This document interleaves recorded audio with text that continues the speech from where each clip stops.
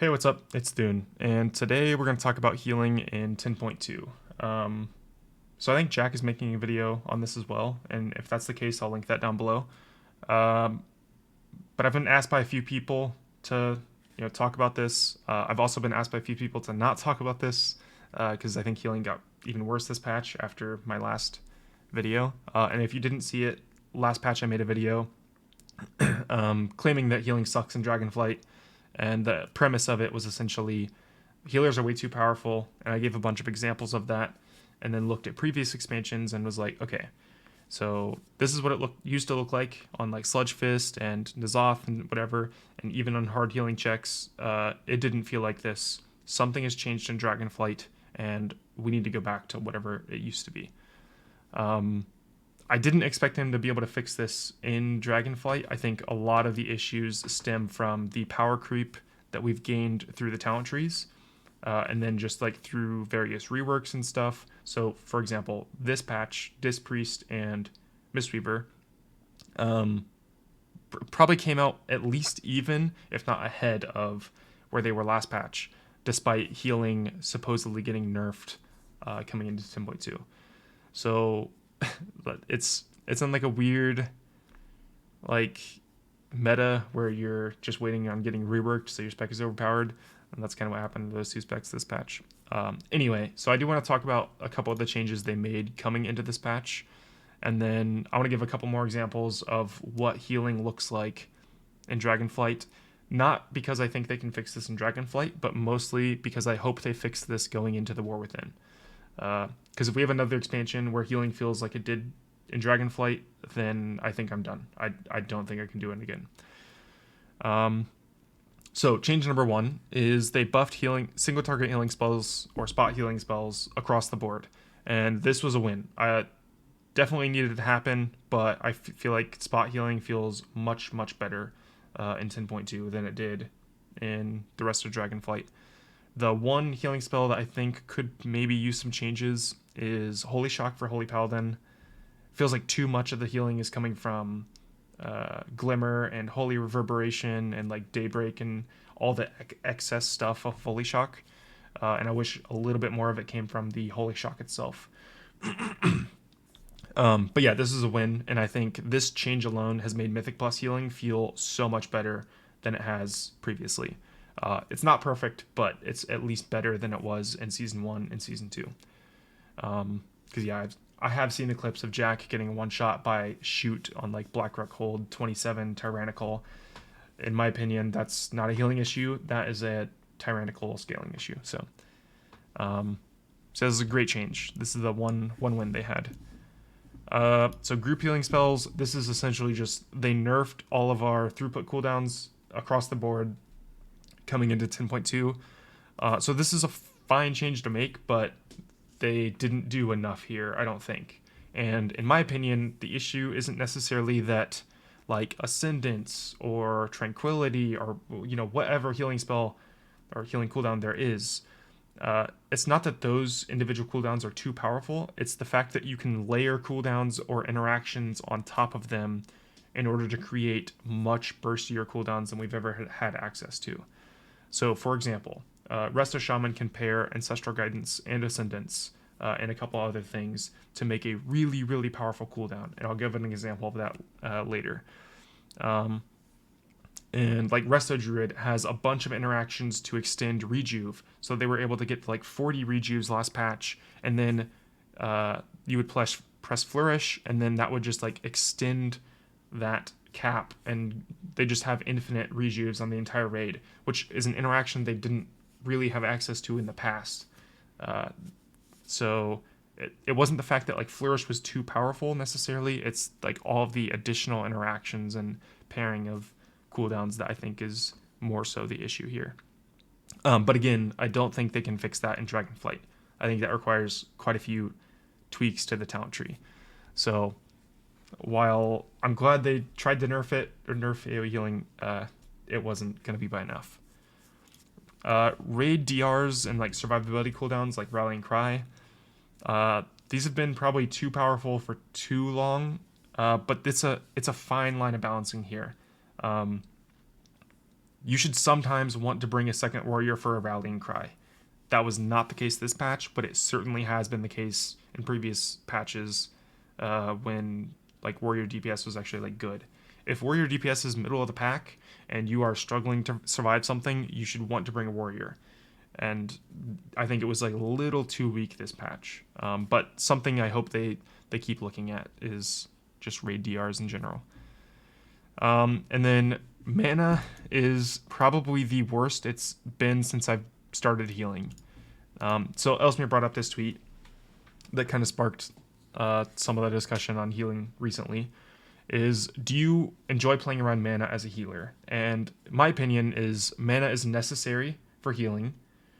You should need to play around your mana, but there should be ways to limit mana expenditure either through spell selection or like maybe DPSing more often.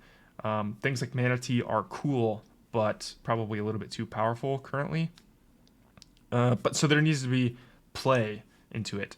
And some specs, like Holy Paladin right now, they are trying to play into it, and they are still and that does not feel good. And then there are specs like Mistweaver and Disc Priest that have nearly infinite mana. Evoker is another good example of this. If Evoker talents into a Temporal Anomaly, then they are in 3 minutes, and if they don't talent into Temporal Anomaly, then they have infinite mana. And one talent selection shouldn't be the difference. Like, that shouldn't be the one difference that completely depletes your mana bar or not. So I think mana needs like a lot of work here, and I could probably make an entire video talking just about mana. But I do want mana to stay. I think they just need to look at like ways to limit mana expenditure and whatever. So mana was definitely not a good change here. I think also some encounter design plays effect here. So forcing Dispel every 8 seconds on Farak, for example, and healing the NPCs on Farak that have like an overtuned amount of health for most healers to heal is like definitely not a way to make mana feel good. Yeah, if you're dispelling like 7 times per minute, then you're going to be using a lot of mana on that. And then if you're healing an ad that has 8 million HP every 45 seconds, like there's only one healer that can really do that, and that's Mistweaver right now. If you try to do that as a Resto Shaman or a Resto Druid or even a Holy Priest, you're going to be very, very quickly. So, okay, let's look at a couple of ways that healing is too powerful still. And I think like I said earlier, the main issue is layering cooldowns on top of each other to create just like a window of like infinite healing. So this is week 2 of the patch. They're like 476 item level or something, and he's gonna press Intellect Potion, and then every single healing cooldown that Druid has, and heal through a rolling stack of 23 stacks of bursting. So they're at 10, 12. And the important thing isn't like, oh, well, darkness is like absorbing a bunch of the hits, and oh, well, every single one of them press defensives, and like this is what a good group looks like. I don't care about that. Watch how fast their health bar goes from 5% HP to 100%, back to 5%, and then he can top it again and again and again. That's the part that I have issue with here. So 20 stacks, 21 stacks, 22, and on this 22nd stack, they're going to go down to like 5%, and they'll roll the 22 stacks of bursting to 23. There's 23. He's at 5% HP, and he's full. 5% HP, and he's full. 5% HP, full again. Right? That shouldn't be possible, and it certainly is. Another example of this is Lairdar. So this is Liquid's kill of Lairdar. This is the intermission, so you take like 50 million damage raid-wide in this intermission. And that's kind of like okay, use your healing cooldowns, press Spirit Link, Darkness, etc. to try and live through it. So they committed like a Yulon ramp, and then also a Disc ramp, and I think a Darkness as well. And they're like fine, they're chilling. They had plenty of cooldowns to live through this. But it's not like they're like not taking damage here, right? They needed quite a bit to live here. But yeah, so it's like 50 million damage taken in a 15-second window. This is a Resto Shaman solo healing that. And doing 40% overhealing while doing so. So that's like, if you include overhealing, like, that is just a stupid amount of healing in a small window. And it's not even like he's doing anything special here. He is pressing Ancestral Guidance and Ascendance together, and I think also Spirit Link Totem, just to keep everyone like even. And that's it. He's just pressing Chain Heal during cooldowns. And every spec can do this. You let a Resto Druid solo heal this, they should be able to. You let a Holy Priest, oh, well, maybe not Holy Priest, maybe they have to press Salve and him or something. That spec isn't great. But regardless, almost any healing spec can do this much healing in this like window, because healing cooldowns are just way too powerful. And it's not like they weren't, like, they were healthy this entire time. If you go to look at the replay and watch their health bar during the replay, so damage starts and then you press cooldowns like now. Yeah, everyone gets topped, and then they're taking a ton of damage right now. Exact same amount of damage that Liquid took in that video. And they're sitting at 100% HP for the entire duration. And his cooldowns are over now. Like, I don't know how you're supposed to balance raid encounters if a single healer can do that. Then what do the other 3 healers do, right? You need them for cooldown coverage at times, but like, if you're capable of doing that, then why do you need other healers, you know? And same thing goes for like Smolderon as well. Smolderon, damage happens every 30 seconds. Well, every healing cooldown or every healing spec in the game, except for maybe like Holy Priest, has healing cooldowns available for almost every damage event. Just because you have so many cooldowns on every spec right now. So one last thing I wanted to like touch base on is how a spec can feel bad even though it does really good healing. And I think Evoker is like the perfect example of this. So Holy Paladin and the Holy Priest, none of the spells you press, aside from maybe like 1 or 2 button presses on each of those specs, feels impactful. The rest of them, you're kind of just like tickling people with Glimmer Healing and like Holy Priest Mastery and Prayer of Mending and whatever. You're not noticing any of those healing spells. Shaman, I think, feels quite good because a large portion of your healing is either through Chain Heal or Healing Wave and Riptide, and all of those spells feel impactful right now.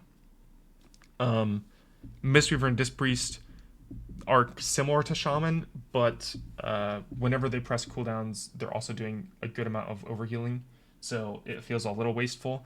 But I think these are probably the second closest specs to feeling like pretty good overall. And then there's Evoker. Evoker feels bad because their spells do too much healing. So there's a couple examples of this. This is Council of Dreams. I think this is week 2, maybe week 3. 50% overhealing, 47%, 46%. And these are like the core spells of Evoker, right? Is Emerald Blossom, Dream Breath, Spirit Bloom. Those are like spells you want to press on cooldown and when they're available. And 50% of that spell is just going it's just wasted. And it's not like they're doing like bad healing right now. It's just they're doing so much more overhealing than every other spec.